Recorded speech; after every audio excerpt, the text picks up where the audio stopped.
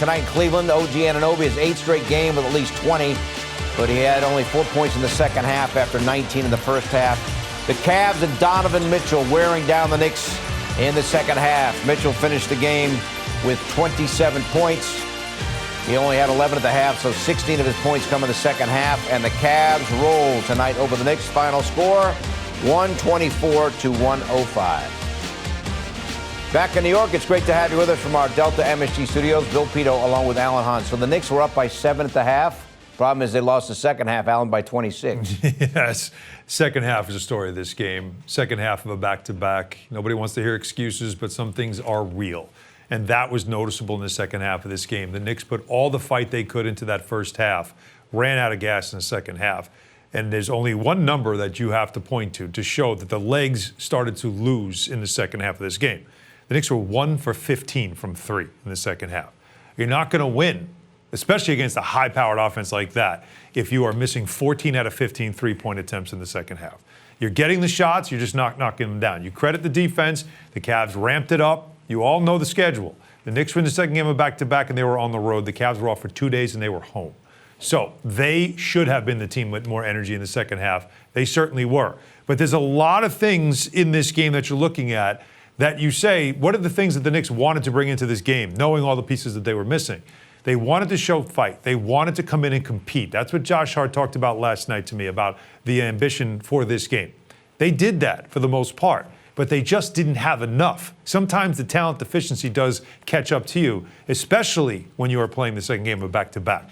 I think they'll be happy with how they fought, but clearly, again, blown out by another team that's above you in the standings in the East. That's all anybody's going to talk about, and the Knicks can't run from it. Until they finally beat one of these teams, this will continue to be the narrative. Knicks had a 15-point lead in the first half. They had won 71 straight games. 71 straight games, the longest active streak in the NBA. Crazy. When leading by at least 15, but that streak is now over. And the reason why the streak is over is because the Cavs started poured on late in the third, and it continued. There's a great in the fourth example. quarter. Great example right there. You see DeAndre Hunter just get his body into Shamit's body and push him back 5 feet and get it into the back. Look at everything right here is all with physicality, right? And cutting and movement.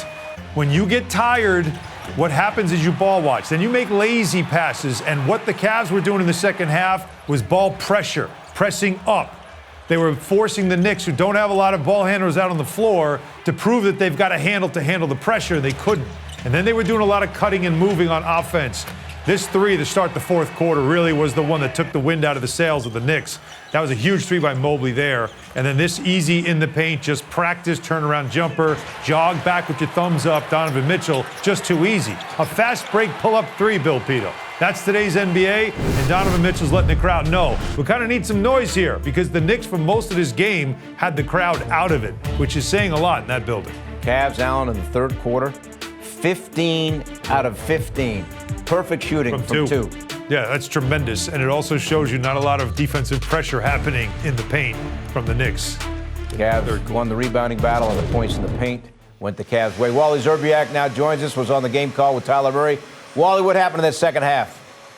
Oh, I'll tell you, the Cavs kicked it into gear. Knicks can't control the pick and roll. As a result, Donovan Mitchell, Darius Garland, they were breaking down the defense whenever they wanted. I heard you just mention it. 15 for 15 in the third quarter from inside the arc. Are you kidding me? And the Knicks just didn't show any resistance. I know they were tired on a back-to-back, third game in 4 nights, but they got to figure out a way to be a little bit more aggressive and not let the Cavs completely take over that game. Yeah, well, it's amazing that second half when we talk about the fatigue factor. The number that jumped out to me the most was 1 for 15 from three-point range by the Knicks. The fact that you missed that many threes, but you got 15 up, that's still not a high number, but still, that's an example of really, if you can't stop the Cavs, you got to try to keep up with that offense. 1 for 15 is not going to get it done. Yeah, and the thing is, against a great offensive team, you have to score on them. When you get open looks, if you miss that open shot, like I remember there was one shot in the fourth quarter where the Knicks were down 10. Shamit got a wide open look. He missed it. It was a long rebound, went right to the Cavs. Donovan Mitchell, 3 on the other end of the floor, 6-point swing. You have to make shots against elite teams in the NBA, and when you miss them, they're going to make you pay, because you know the Cavs aren't missing on the other end, because they can really shoot the ball at a high percentage. So the Knicks have to get back to the drawing board and figure out how to control dribble penetration and that pick and roll one way or another if they're going to see this Cavs team in the playoffs. And Wally, also what we saw in the first half was OG Anunoby started on Donovan Mitchell, and OG had a fantastic offensive first half. He was phenomenal. And he got that third foul just under 3 minutes to go in the half. He comes out of the game, and suddenly a 13-point lead, and the Knicks were playing well. By halftime, it was a 7-point lead, and really the momentum started to turn there. Was foul trouble one of the bigger stories in this game, where OG now couldn't guard Donovan Mitchell for most of that second half? Absolutely.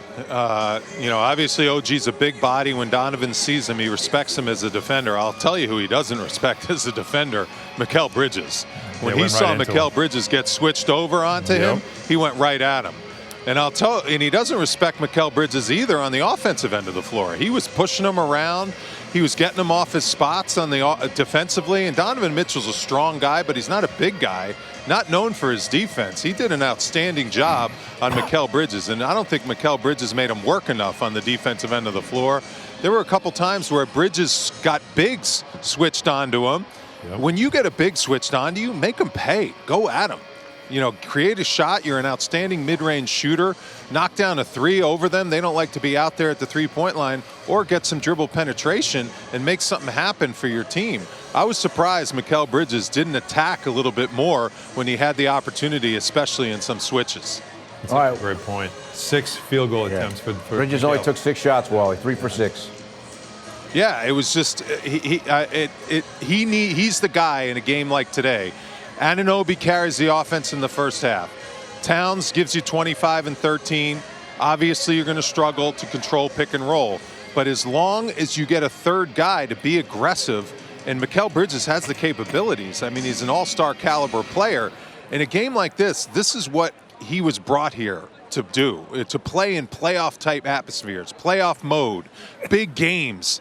He's a big game player in college his whole entire career. He's been to the NBA Finals. This type of game is when his competitive juices should really get flowing. And he's got to figure out a way to, against the best teams in the NBA, and especially in the East, the Celtics and the Cavs, he's got to be more aggressive, and he's got to bring more to the table for this squad. All right, Wally, we appreciate it. Have a safe trip back. We'll see you soon. You got it.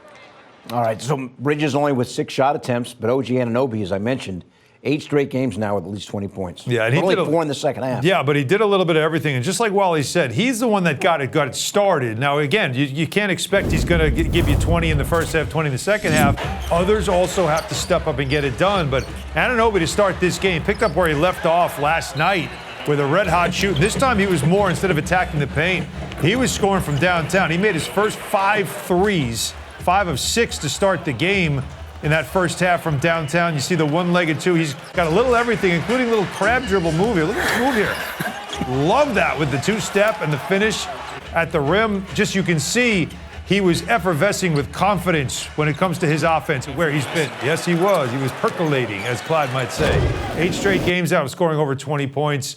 That is for him a career high. It continues to be. It started when he hit the 7-game mark. But he also chipped in 6 assists. He also gave you 6 rebounds. And as I mentioned to Wally, one thing you can't overlook, and I wonder if Tom Thibodeau will talk about this, they started this game with Anunoby guarding Donovan Mitchell. It shows you his range, because Anunoby is really a big wing player, and he's guarding a guard on the perimeter. And he was doing a really good job at the start of the game. But what happened was he picked up 3 quick fouls. And that third one, late in the first half, was kind of cheap, but he got called for it. Had to take him out of the game. The Knicks were up 13 at that point. He leaves the game, there's under 3 minutes to go. In a blink, it's an 8-0 run. The Knicks get 2 points to close the half. It goes to a 7-point lead instead of 13. But that's where it started to turn. And then in the second half, with Anunoby having the foul issues that he had, he got his 4th foul early in the third quarter. Like 50 seconds into the half, another foul. Now you got to take him off Mitchell. You can't afford to lose him. And as Wally mentioned, Mikal Bridges is guarding Mitchell. Doesn't have the physicality that you need to guard a guy like him. And then Donovan Mitchell just got cooking, and so did their offense in that third quarter. So that was a real turning point in this game. Fatigue then set in. Maybe a little bit of also frustration set in with this Knicks team. They couldn't knock down a 3. But that late in the second quarter, that moment right there is really where things started to turn because Anunoby was dominating this game at both ends of the floor. All right, so the Knicks lose. The Pacers won. Highlights coming up on the 150. That means the Knicks Magic Network third is still at 3.